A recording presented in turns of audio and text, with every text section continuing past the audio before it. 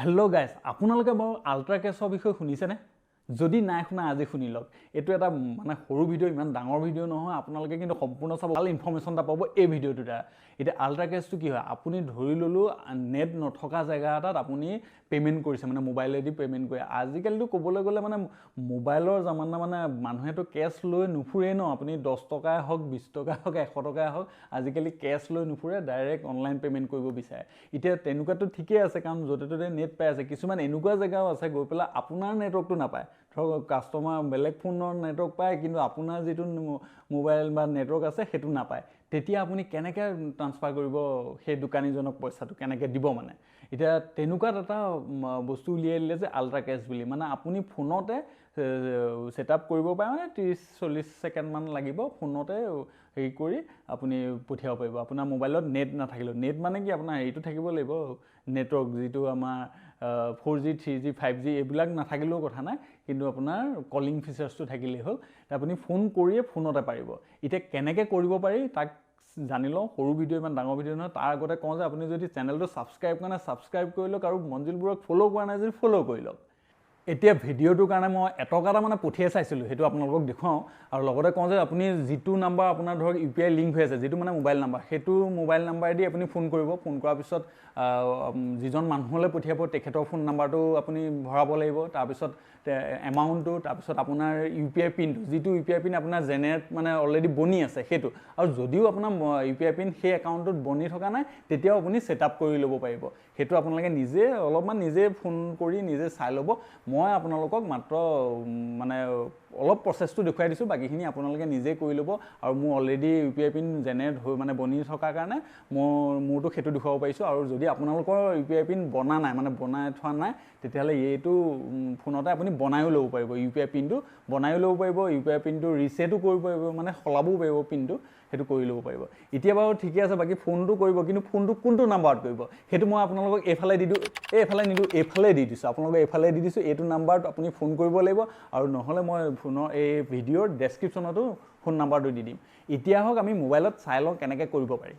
इस सर्विस का उपयोग करने के लिए आपको अपना अकाउंट सेटअप करना होगा और UPI रजिस्टर करना होगा। पुष्टि करने के लिए और अपने अकाउंट को सेटअप करने के लिए एक दबाएं। बैंक ऑफ बड़ौदा को रजिस्टर करने के लिए बैंक का नाम बोलने के लिए हैश दबाएं। कृपया बीप के बाद अपने बैंक का नाम बोलें। दिल बड़ुआ, HDFC बैंक।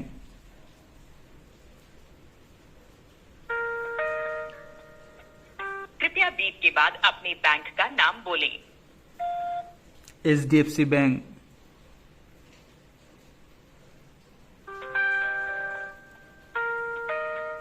आप सेटअप करना चाहते हैं HDFC बैंक। चुनने के लिए अकाउंट जिसके अंतिम अंक हैं 25 के नाम पर मंजिल बोरुआ 2 दबाएं। मैं आपका UPI अकाउंट बना रही हूँ। बहुत बढ़िया, आपका UPI अकाउंट बन चुका है। ऐसा लगता है कि इस बैंक खाते के लिए आपका UPI पिन पहले से ही सेट है। लेन देन जारी रखने के लिए 1 दबाएं। यदि आप अपना UPI पिन रीसेट करना चाहते हैं तो 2 दबाएं।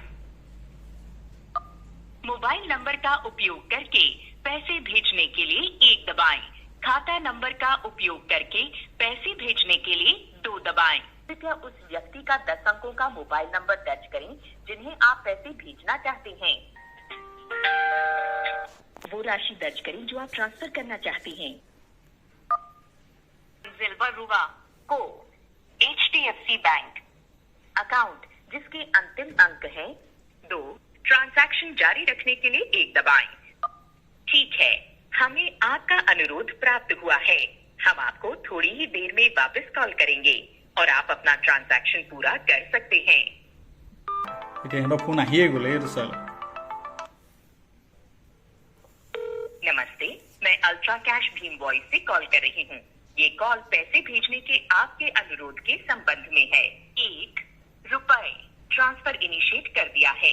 ट्रांजैक्शन कंफर्म करने के लिए 1 दबाएं।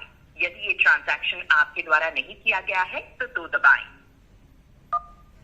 आप ट्रांसफर कर रहे हैं 1 रुपए मंजिल बरुआ को। कृपया 4 अंकों का UPI पिन दर्ज करें आपके HDFC बैंक। अकाउंट जिसके अंतिम अंक हैं 2। बहुत बढ़िया, आपका ट्रांजैक्शन सफल रहा। ट्रांजैक्शन डिटेल्स के साथ एक SMS आपके मोबाइल नंबर पर भेजा गया है। अल्ट्रा कैश भीम वॉइस का उपयोग करने के लिए धन्यवाद।